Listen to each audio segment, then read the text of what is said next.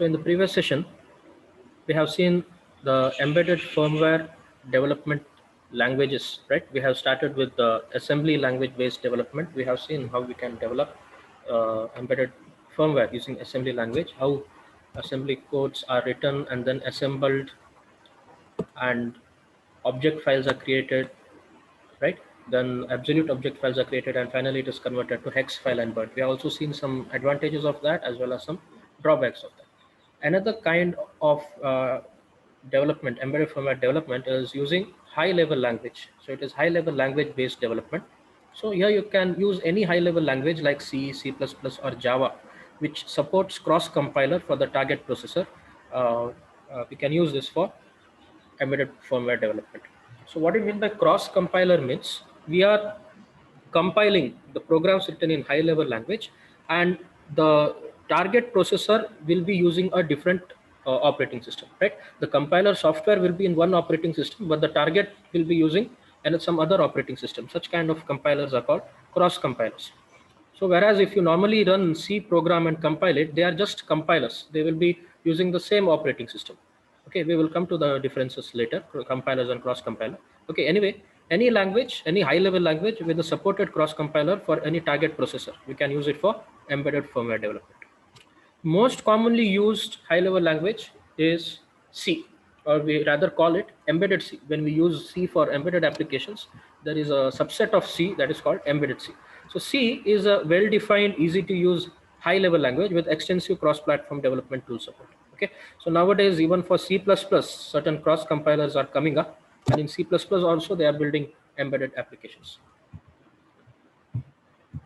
So there are different steps involved in programming or development using high level language, and most of them are very similar to what we have done in assembly language based development. The only difference is the source file that you have written in assembly language, that will be converted to object file using assembler, whereas the source file that you have written in high level language, that will be converted to object file using a cross compiler. Okay, instead of assembler, in case of high level language, we are using cross compiler to convert that to object file. So the different steps that are involved in conversion of a program from high level language to binary or hex files are this. They are very similar to what you have seen in assembly language programming, except for this particular part. In assembly language, we had module assembler. Here you have module cross compile. Okay, and here the programs are written in C or C++ or whatever high level language. Okay, it supports modular programming again. A large program, it can be divided into different modules. You can write the source files for different modules, then cross compile them and convert to different object files. In using library files, these object files, they are linked and located, right? Absolute object file is created, and from the absolute object file, using object to hex file converter, machine codes or hex file is generated, which is dumped into the memory of the embedded product, right? So that is how we have seen. Except for this difference, other things all remain the same. The program written in any of the high level languages is saved with corresponding extension like .c for C, .cpp for C++ and other things. You can use any editor like Notepad or WordPad, or even in some integrated development environment like IDE tools like Kyle, text editors will be available. Most of the high level languages, just like assembly languages, they support modular programming, and we can have multiple source files and we call them modules. So they are cross compiled separately, and object files are created for them. The source files corresponding to each module is represented by file with the corresponding language extension, okay, as you can see in this particular case. The translation of high level source code to executable object file is done by cross compiler. Okay, that's the difference. Instead of assembler, we use cross compiler. Each high level language should have a cross compiler for converting high level source code into target processor machine code. Depending on the target processor, whatever you have, to meet that particular, or to match that particular target processor, we have to generate machine codes. For C, we have C51 for 8051. C51 is the cross compiler from Kyle. It is an example for cross compiler used for C language for 8051 family of microcontrollers. Conversion of each module's source code to corresponding object file is performed by the cross compiler. Other steps are the same as we have seen in assembly language. That means through the linker and locator and library files, we generate absolute object file, and then with object to hex file converter, we convert that to hex file and dump it into the memory. Okay, so what are the advantages of high level language is whatever the drawbacks you had seen in assembly language, it is, it is just to overcome that. In high level, in assembly language, we had seen reduced high development time. So advantage of high level languages, it is reduced development time. Okay, and in assembly language, we had seen it is developer dependent. Here it is developer independent. And there we had seen it is difficult to port or poor portability. Here it is easy to port or better portability. Okay, so these are the advantages. We'll see one by one. Reduced development time. The developer requires less, or in fact, he need not know about the internal hardware while writing a C program or high level language program. He did not know about the hardware or even the architecture. Just minimal knowledge of the memory organization and registers, that is enough. Okay, and the syntax of high level language, some memory organization and register details, they are enough to write high level language based firmware development. And with this high level language, each task can be accomplished by lesser number of lines compared to what we have seen in assembly level language, where more lines were required. Here there are better functions, you can use better instructions, and you can accomplish the task by using lesser number of lines. That's why overall the development time will be reduced. One more thing is developer independency, right? The syntax used by most high level languages are universal. So even if different persons write, normally the programs will be similar. And if even if they are not similar, they can be understood by the other person just by knowing the syntax of the language. High level languages always instruct certain set of rules, for writing the code and commenting the piece of code. If the developer strictly adheres to the rules, the firmware will be 100% developer independent. Even if the developer changes, the other developer, if replaces the old one, he can understand whatever the previous developer has written just by understanding the syntax and following the program. Another one is it provides portability. That means you can switch between one target processor to another. Okay, the target applications written in high level languages are converted to target processor or controller understandable format by a cross compiler. An application written in high level language for one particular target processor, it can be easily converted to another target processor specific application with little or less effort by simply recompiling or little code modification. Okay, only few things you will have to change, because entire syntax will be in high level language syntax. Only few things we have to change depending on what changes happens in the target processor. Then again you will have to recompile depending on to what processor you are going to use it. Okay, so this makes applications written in high level language highly portable. Just by little effort, you can change. Little effort may be required in the existing code to replace the target processor specific files. There might be some header files which you use for one particular processor, right?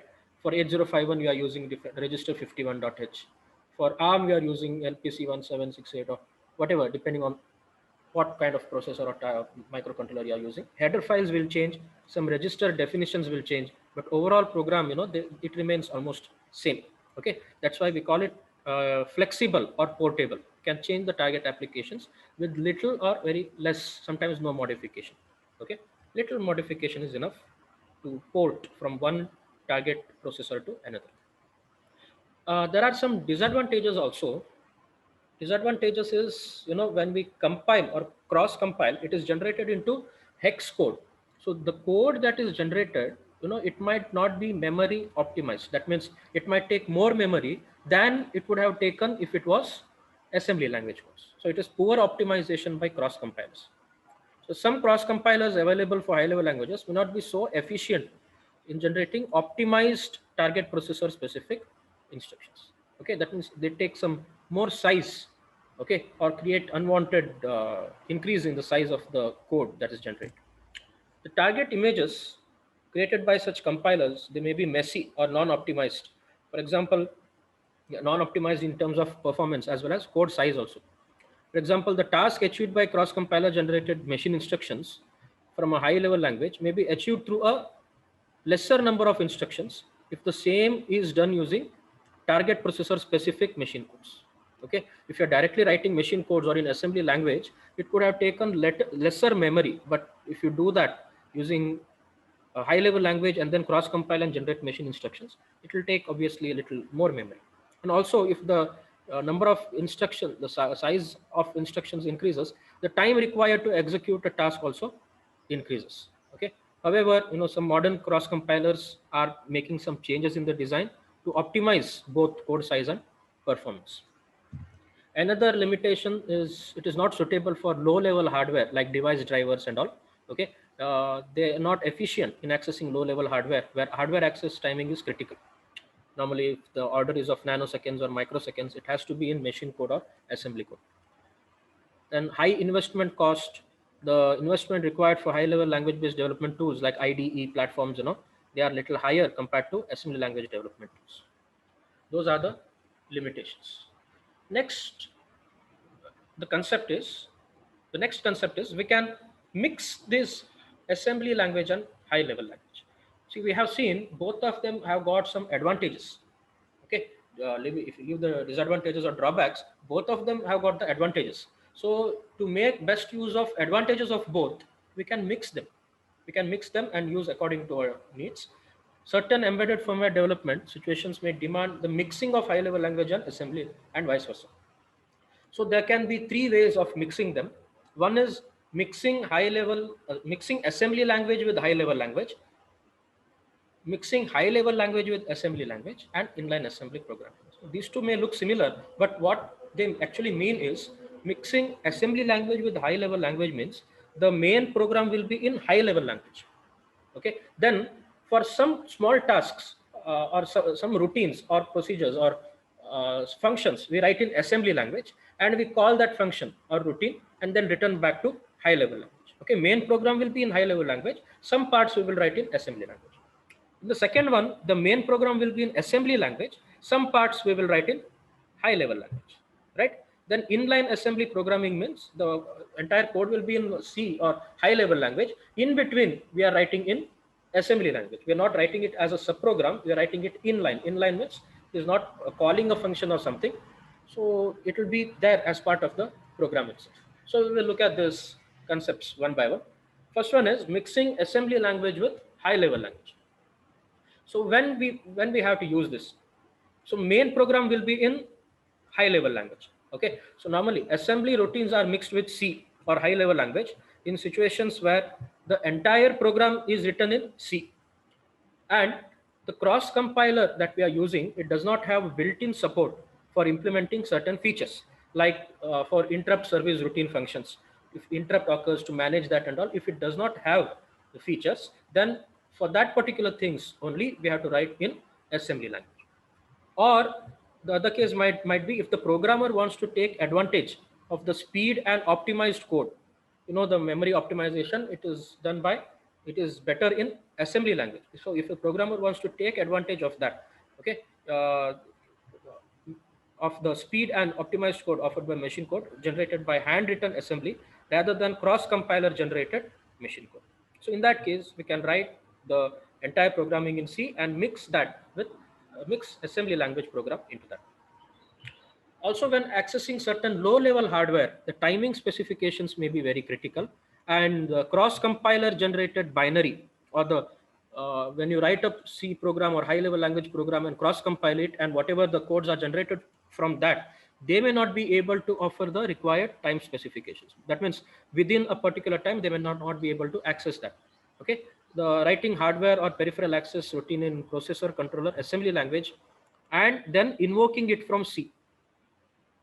That means a small program you write in assembly and invoke it or call that particular programming in C is the best method to handle such situations. So this thing, mixing this high level and assembly, it is a little complicated. You must be aware of how the parameter passing happens. Normally, whenever you call routines, subroutines, the parameters passing takes place. You should know how parameters are passed from C to assembly and how the values are returned from assembly to C and how assembly routine is invoked from C code. All this you should be aware. So the passing parameter to the assembly routine and returning values back from the assembly routine to the C. Okay. So from C, you're passing parameters to assembly, running an assembly code, doing some function, and from that values have to be returned to C. Okay, and the method of invoking assembly routine from C code. So all these, they depend on the cross compilers. They may not be unique procedure for different cross compilers. So you should first study how the cross compiler does all these things, then you should be writing the codes. So if you consider one particular cross compiler like Kyle, in Kyle, C51 is the cross compiler for 8051 microcontroller. There are certain steps of how we mix assembly code with C. Okay, so first write a simple function in C that passes parameters and returns the values the way you want your assembly routine to. Okay, from C you're passing the parameters to assembly language program, and from assembly language program it will return the values to the C program. So when you're doing that, you have to use some assembler directives or preprocessor directives. In C we call it preprocessor directives. Okay, the directive is src. Okay, we use this preprocessor directive hash pragma src. Pragma is used to indicate the preprocessor directive, and we write src. Src indicates, see, normally what happens whenever you write a C program or high level language program, what the compiler will do is when you cross compile it, the C file will be converted to object file, that is obj file. But if you use src directive, preprocessor directive src, instead of generating obj or object file, it will generate source file or src. Okay, so if you use this directive, compiler generates an src file instead of obj file. So compile the file. Since src is specified, src file is generated. Src means it is a source file. It will contain the assembly code. Okay, from C language it will generate assembly code. The source file means it will be in assembly language. From C it will generate assembly code. So rename that file from src. You rename that to A51 file. A51 means it is assembly extension for 8051. Then edit that file. You have it in assembly language format. Edit that means you want to include some assembly language programs into that, right? You want to mix assembly language into that. So insert whatever assembly code you want to execute in the body of the assembly function shell included in the .a50, right? So from C you generate assembly code using compiler itself. If you specify this preprocessor directive src, instead of object file it will generate assembly file. In the it will generate source file actually. Just rename that to assembly extension and insert the assembly language code. This way you can mix assembly language into the high level language. So if you consider the example, it's a small function of a C program. Okay, so some dummy lines you can insert, and write a C program. So what you have to consider here is this is the way you write the preprocessor directive. Before you write the program, you have to include this preprocessor directive before the function hash pragma src and compile it. If you compile it, it will generate src file. It will generate src file. So each line from src, it generates assembly code actually. Src means source file or assembly code. So each line of the source code is converted to corresponding assembly instruction. Whatever instructions or operations you write, for that corresponding assembly instructions will be there. Looking at the assembly instructions or by inspecting the code, the source code can be modified by adding the required assembly routine. Whatever routine you want to include into the program, you can write that in assembly language and then assemble it. Now your file is in assembly language, then assemble it. Okay, instead of compiling, since the assembly language program you have got, you have to assemble it, and the other procedure is the same. You have to convert that. It will convert that to object file, then convert to absolute object file, then convert to hex file. Right, this is the way of mixing assembly language with high level language. What you have to understand here is the main program is in high level language. You are writing some routines in assembly language.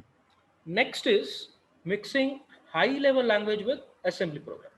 Mixing high level language with assembly program means the entire program is in assembly language, but some parts you are going to write in high level language. Okay, so when we do this, this is normally done. See, the source code is already available in assembly language, and a routine written in a high level language like C needs to be included to the existing code. You have written some function easy because it's easy. You have written it in C, so you have to include that in the existing code. Then instead of writing assembly code separately, directly you can call that C function in the assembly code. Okay. The other scenario is the entire source code is planned in assembly code, like to take advantages like optimized code, optimal performance, efficient code memory utilization, and proven expertise in handling the assembly. If you are very good in assembly coding, then you have written that code in assembly. But some portions of the code may be difficult and tedious to code in assembly. It might take more time or more number of lines, or it is very difficult, like 16-bit multiplication or 16-bit division in 8051 assembly language is more difficult. So such parts, difficult parts, you can write in C and invoke that in assembly language. Okay, or rather, to include built-in library functions written in C provided by cross compiler. In that case also, you can mix high level language with assembly. For example, if it is if you want some graphics, like built-in graphics library functions, string operations supported by C, if you want to utilize them, you can write assembly language program and invoke these C functions into them. Most often the functions written in C, they use parameter passing. Okay, parameter passing to the function and returns values to the calling function. This is whenever we have functions, right? Parameters are passed to the called function, then returns values are returned to the calling function. The parameters are passed to the function and values are returned from the function using different things. It might be CPU registers or memory, stack or fixed memory. Okay, using CPU registers, stack memory, and fixed memory. So again, the implementation of this depends on the cross compiler that you are going to use. It might not be the same for all, it will differ. So if you consider one particular cross compiler, that is Kyle C51 cross compiler, this will allow to pass maximum of 3 arguments through registers. Okay, CPU registers or general purpose registers, R2 to R7. Okay, maximum 3 arguments can be passed through registers. If there are more than 3 arguments, only 3 will be passed through registers and the remaining will be passed through memory locations. Okay, that we will see. If the 3 arguments are character variables, okay, if the 3 arguments are char variables, they are passed to the function using registers R7, R6, and R5. Okay, if it is character, then we are going to use R7, R6, and R5 respectively. If the parameters are int, they require 16-bit. We use 2 registers like register pace R7, R6, or R5, R4, and R3, R2. Okay, 3 pairs of 2 registers each, R7, R6, R5, R4, R3, R2, if they are int. Yeah, if the number of arguments is more than 3, then only first 3 are passed through registers and the remaining are passed through fixed memory locations. It's just an example of how the parameter passing is dependent on the compiler, cross compiler. This is one example for C51. It might be different for other compilers. Then the return values which you are passing, they are usually passed through general purpose registers. So R7 is used for returning character value, and pair R7, R6 is used for returning integer value. Okay, the C subroutine can be invoked from the assembly program using the subroutine call assembly instruction. So if you are writing main program will be in assembly, your subroutine will be in C, right? So you can use this function call, lcall. Okay, lcall is an instruction in 8051. C function is the name of the function, and we are writing it with an underscore. The underscore, it informs the cross compiler that the parameters are passed through the registers. If you do not write this underscore, then parameters will be passed through fixed memory locations. Okay, that is a procedure. Then another way of having mixing of high level and assembly language program is inline assembly. Means we are not writing any procedure or routines here. So inline assembly, it is a technique for inserting target processor controller specific assembly instructions at any location of a source code written in high level language. So we are not going to call a function and return passing parameters. All that is not there. Okay, so it will, those are actually overheads. Those things are avoided here. This avoids the delay in calling an assembly routine from a C code. Some special keywords are used to indicate the start and end of assembly instructions. Again, the keywords depend on the cross compiler. So we are considering C51 everywhere, right? So C51, if you consider, the keywords that we use to indicate the beginning and end of assembly code is ASM and end ASM. So hash pragma ASM indicates, see, all program will be in C. In between, if you want to include move a comma hash 13h, then you have to write hash pragma ASM, write whatever assembly codes you want, then write hash pragma end ASM. So this will indicate the compiler that whatever code is written in between these two is in assembly. Okay, other things will be compiled considering it is C program, but what is written in this, that will be compiled or assembled considering it as an assembly program. So advantage of this is they are avoiding the overheads of passing the parameters, returning the values, saving context switching, context saving, which are all involved in calling a procedure and returning, right? So in the program itself, you write, we are writing assembly codes. That's about mixing high level language and assembly language. Then we have a small part of programming in embedded C, right? So whenever the conventional C language and its extensions are used for programming embedded systems, when you use conventional C for embedded systems, we call it embedded C. So it is quite different. Programming in embedded C is quite different from conventional desktop application development using C for a particular OS. So because in desktop computers containing working memory, which are normally in the range of megabytes, nowadays gigabytes, in TB also, and storage memory in the range of gigabytes. So working memory is actually RAM. We normally have it like 8 GB or 16 GB or 32 GB, right? Whereas storage memory in gigabytes, now you have it in terabytes. For a desktop application developer, the resources are surplus in quantity. It has got more RAM and ROM, and there are no restrictions. But it is not the same for embedded application developers. We need to be very strict in using the resources or storage, right? We have limited storage. That means both working memory as well as storage memory. That means RAM and ROM. So embedded application developers should be aware of this fact. Okay, and that means we should know that there are limited memory, and we should develop applications in the best possible way, which optimizes the code memory and working memory usage as well as performance. Should go for utilizing as less memory as possible. So in other words, hands of an embedded application developer, they're always tied up in the memory usage context. That means they cannot lavishly use the memory. So these are the differences between C and embedded C. These are not point-to-point differences, so we will see one after the other. Okay, C, it's a popular general purpose programming language. It's a well-structured, well-defined, and standardized general purpose programming language with extensive bit manipulations. It offers combination of features of high level language and assembly, and helps in hardware access programming as well as business package developments. We use it in a variety of or a wide range of applications like payroll systems, banking applications in many places, right? Conventional C language, it follows ANSI standard, right? You know this ANSI C. It's called ANSI C, ANSI standard, and it incorporates various library files for different operating systems. A platform-specific application known as compiler is used for conversion of programs written in C to the target processor-specific binary files. It is platform-specific development, right? We use compilers to convert C into binary files. Whereas embedded C, it is actually a subset of conventional C.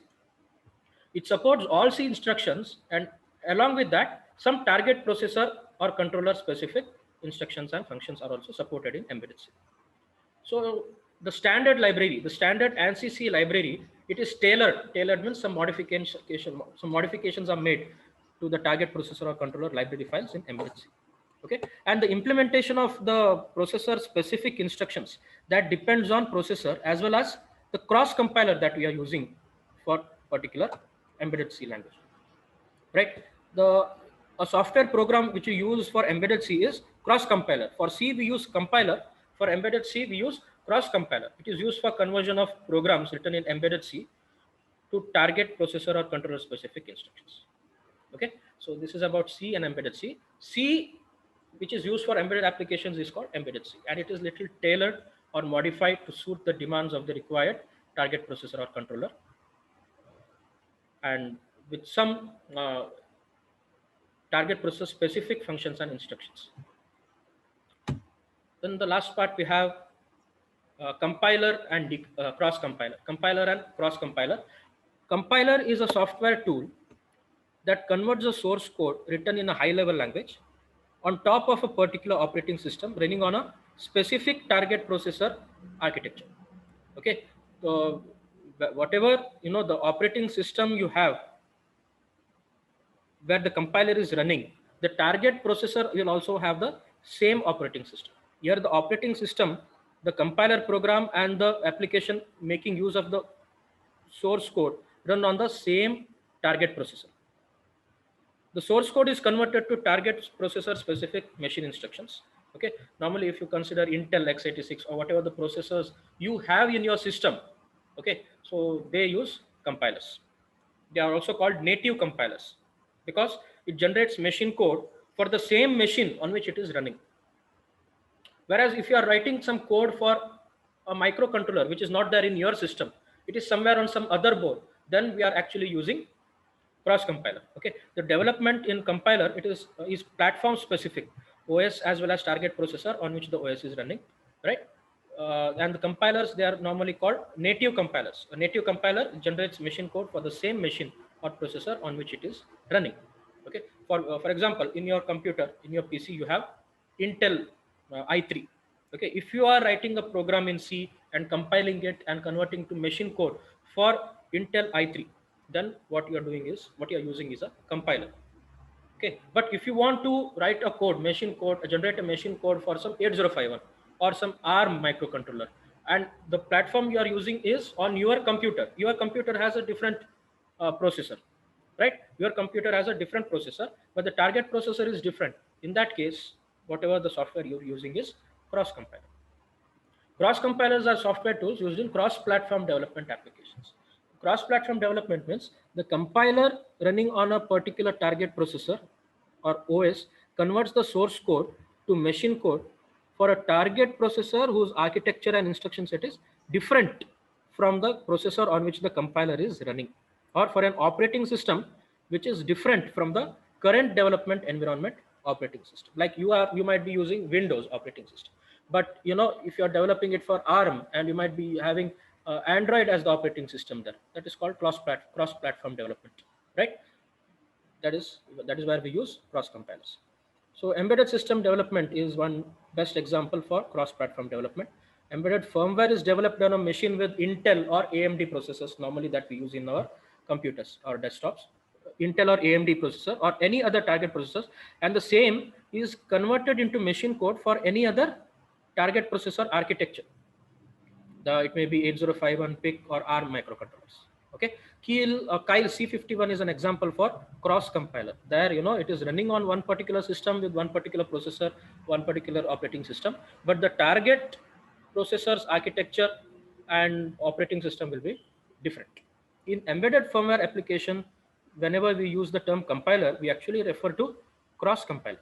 Okay, it's not the native compiler, it's the cross compiler, because the target processor will have a different architecture and operating system than where you are developing it. Okay, so that's all about the that's all thing we have about the programming in embedded C, just the distinction between C and embedded C and compiler and cross compilers. So with this, we have finished the fourth module, that is embedded system design concepts. We started with characteristics and quality attributes, right? Then we have seen application and domain specific embedded systems. Then we have come to hardware software co-design, some fundamental issues in that, right? Then different computational models, then embedded firmware development, embedded firmware design approaches, embedded firmware development languages, right? Assembly and high level languages, mixing of them. And then we have seen briefly about programming in embedded C with respect to C and embedded C and compilers and cross compilers. More on this, we have lab programs which we actually write in embedded C apart from assembly language. So with this, we have finished the fourth module. From the next class, we will start with the fifth module, that is RTOS, real-time operating system, and IDE for embedded systems.